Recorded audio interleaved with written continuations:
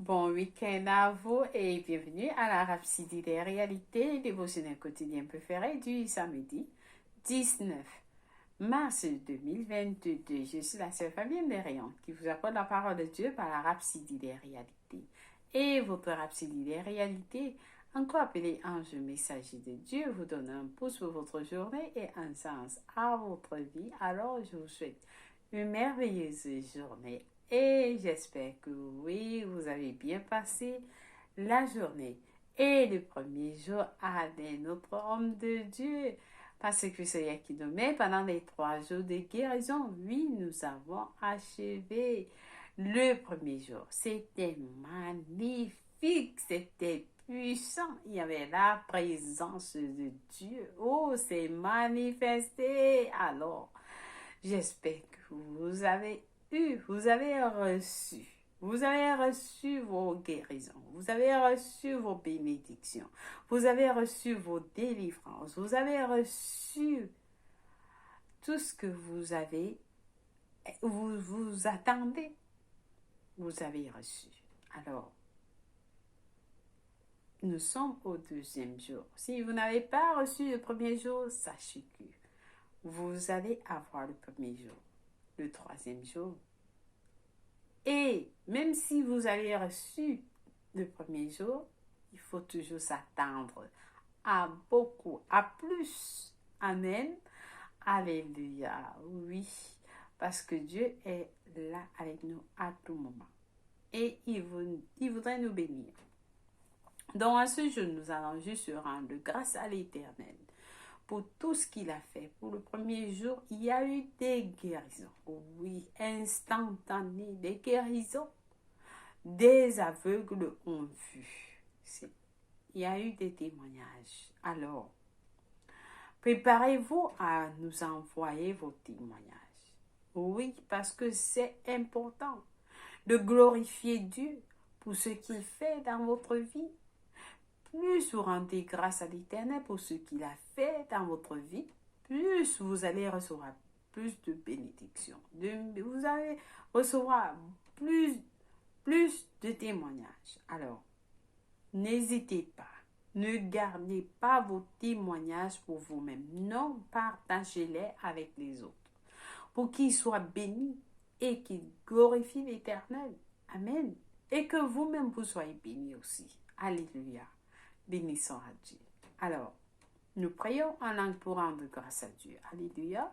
Karamakuye kirebo korabaya kurabakasha karamakuye kirebo korabakasha namaye kirebo korabakasha kaya kurabakashi kirebo korabakasha namakuye kirebo korabakasha karama Niana nama kurabakadaba korabakarabakushe kirebo korabakashi kirebo korabakasha namakushi Nikaramakuye kirebo kuye kirabakasha karabakuye kirebo korabakasha namakuye kirebo koraba.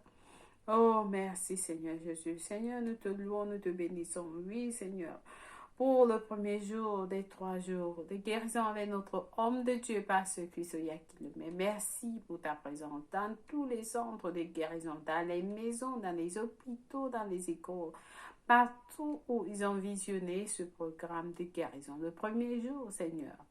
Nous sommes au deuxième jour, Seigneur. Nous expectons, nous attendons, Seigneur, de recevoir tout ce que tu as planifié pour nous, pour tes enfants partout dans le monde, pour ceux qui n'ont pas reçu la guérison, les désirs de leur cœur, Seigneur.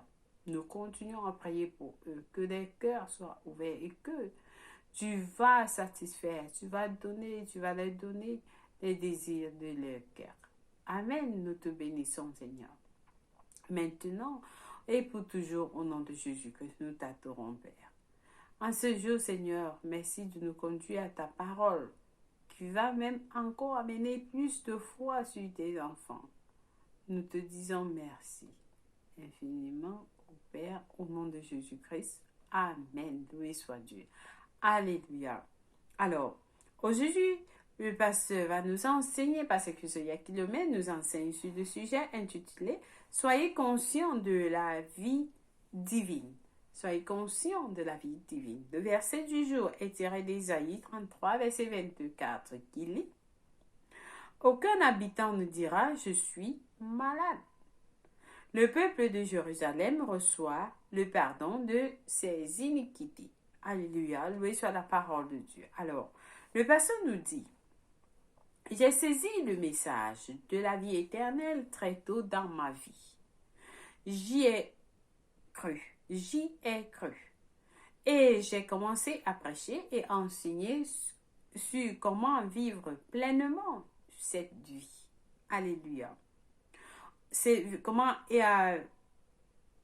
commencé à prêcher et à enseigner sur comment vivre pleinement cette vie au-delà de la maladie et des infirmités, le pasteur nous dit. Alors, je reprends, il dit, j'ai saisi le message de la vie éternelle très tôt. Dans ma vie, j'y ai cru. Et j'ai commencé à prêcher et enseigner sur comment vivre pleinement cette vie au-delà de la maladie et des infirmités. À ses débuts, il m'arrivait encore d'être conduit à l'hôpital, malade. À une certaine occasion, j'ai passé une dizaine de jours à l'hôpital, mais j'ai refusé de céder en raison de la vérité de ce message. Le pasteur nous dit, dès le départ qu'il a commencé, il a reconnu, il a eu le message, il a cru au message de la vie éternelle. Il était conduit à l'hôpital. On l'a conduit à l'hôpital, mais il était malade, mais cela n'a pas changé sa décision qu'il avait la vie éternelle. Et il a refusé de céder en raison de la vérité de ce message. J'ai cru en la vie de Christ en moi et en la suprématie et la supériorité de cette vie sur Satan, la maladie, l'infirmité et la mort. Par conséquent, j'ai maintenu mes confessions de la vie divine en moi. Et Satan ne pouvait pas me faire changer mon témoignage. Le pasteur nous explique. L'apôtre Jean écrivait à l'église et a dit, je vous ai écrit ces choses afin que vous sachiez que vous avez la vie éternelle. Vous qui croyez au nom du Fils de Dieu. 1 Jean 5, verset 15. C'est l'apôtre Jean qui nous a écrit. Il voulait nous faire comprendre. Il a écrit à l'église pour leur faire comprendre qu'ils avaient la vie éternelle. Si vous croyez au Fils, au nom du Fils de Dieu, vous croyez au nom du Fils de Dieu, vous avez la vie éternelle. Alors, pourquoi a-t-il mis l'accent sur la vie éternelle comme étant notre réalité du moment présent? Pourquoi est-il si important que nous ayons et vivons avec la conscience que nous avons la vie divine maintenant? Le pasteur pose la question, pourquoi? Pourquoi a-t-il mis l'accent sur la vie éternelle comme étant notre réalité du moment présent? Pourquoi est-il si important que nous ayons et vivons avec la conscience que nous avons la vie éternelle maintenant? C'est à cause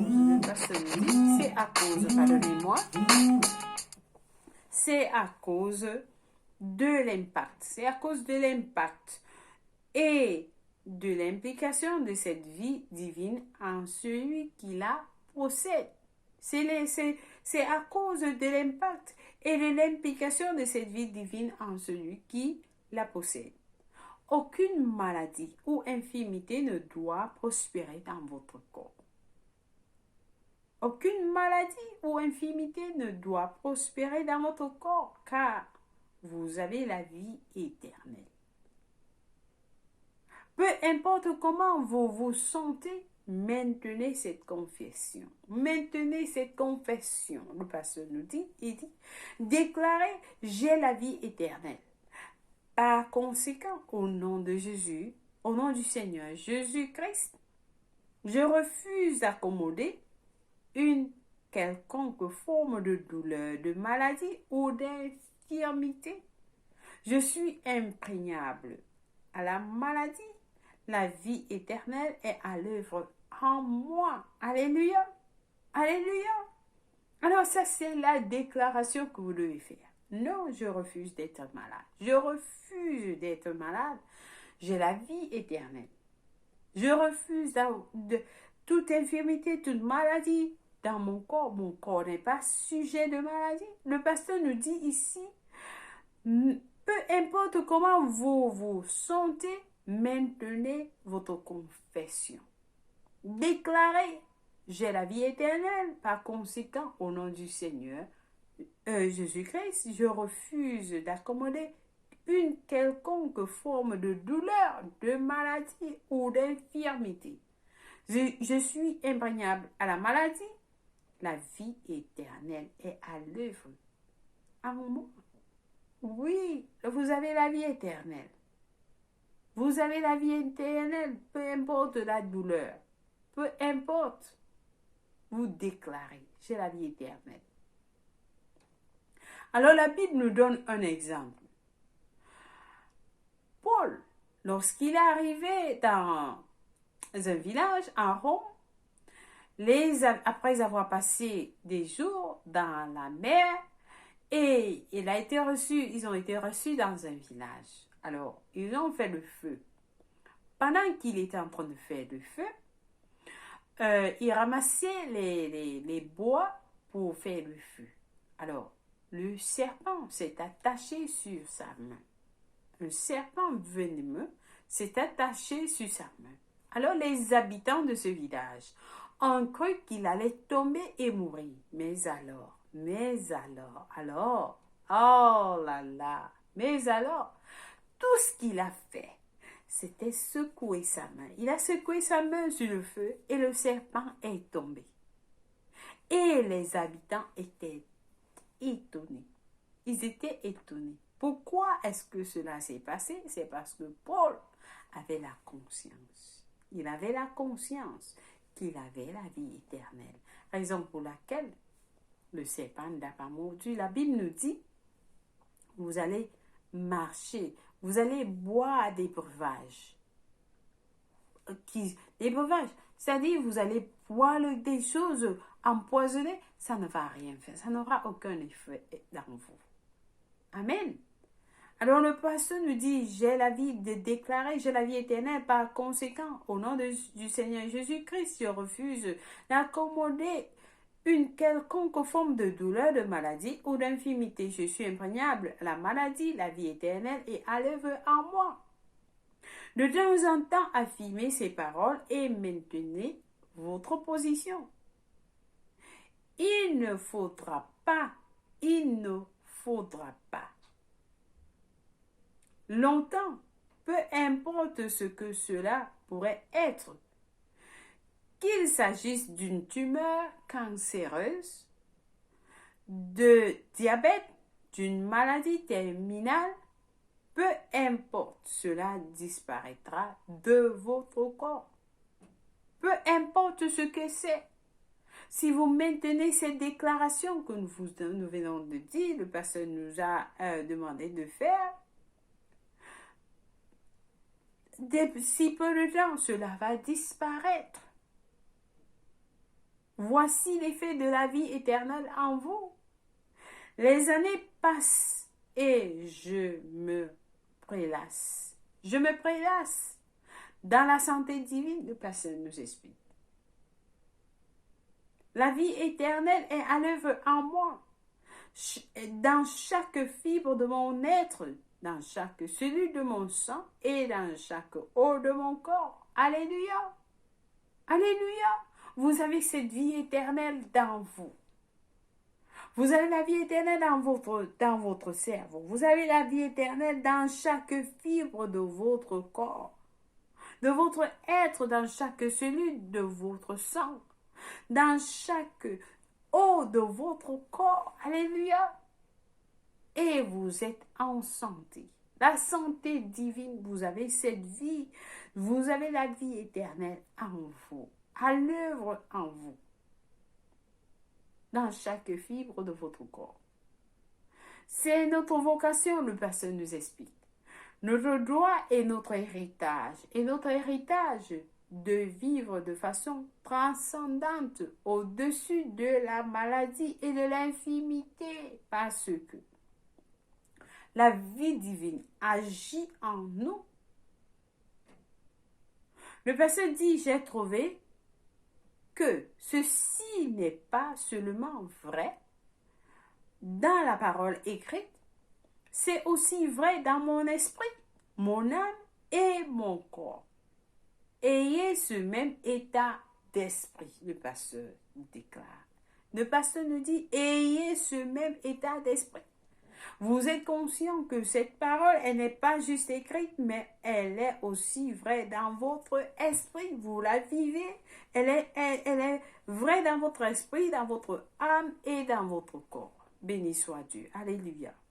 Alors, est-ce que quelqu'un a été béni? La maladie, ce n'est pas pour vous. Vous rejetez. Amen. Alléluia.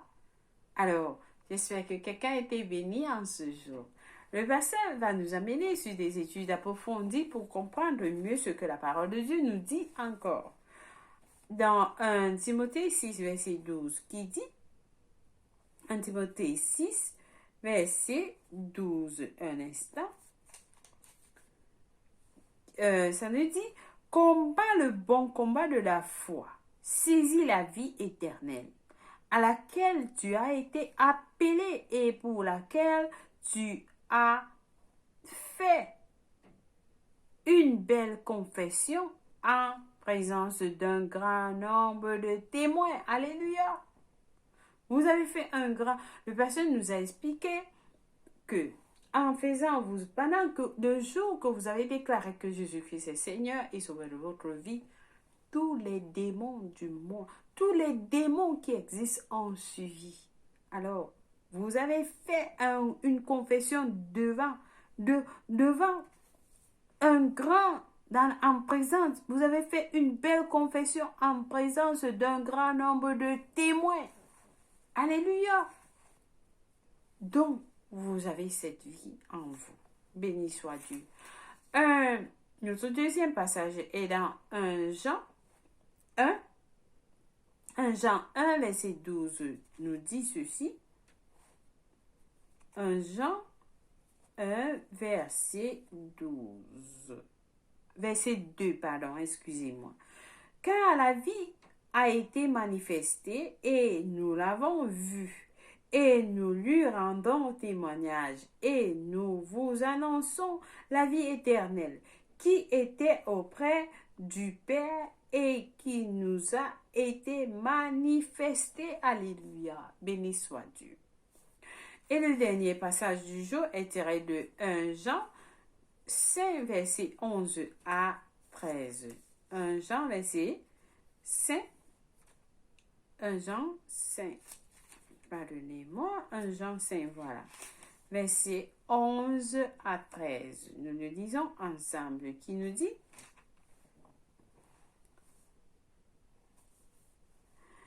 Et voici ce témoignage. Alléluia. Et voici ce témoignage.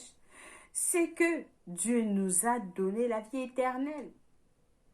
Et que cette vie est dans son Fils. Dieu nous a donné la vie éternelle. Et que cette vie est dans son Fils. Alors suivez le prochain passage. Celui qui a le Fils a la vie. Celui qui n'a pas le Fils de Dieu n'a pas la vie. Verset 13 dit: Je vous ai écrit ces choses afin que vous sachiez que vous avez la vie éternelle, vous qui croyez au nom du Fils de Dieu. Alléluia! Est-ce que vous croyez au nom du Fils de Dieu? Si vous ne croyez pas, vous n'avez pas la vie. Celui qui a le Fils de Dieu a la vie. Mais si vous n'avez pas le Fils, vous n'avez pas la vie. C'est ce que la parole nous dit. Alléluia.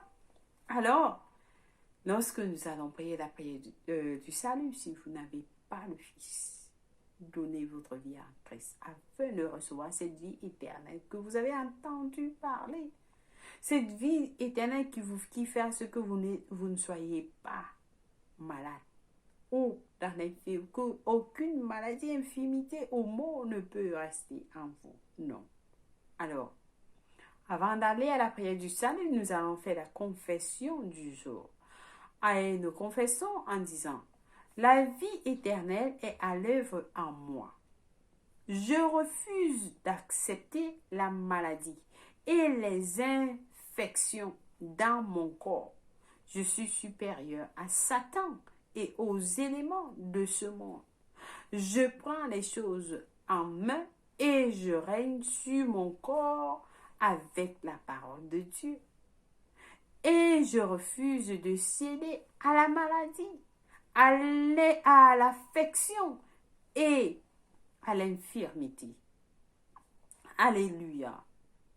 Alléluia. Béni soit Dieu. Alors ça, c'est une confession que vous devez faire, déclarer dans votre vie tout le temps. Amen.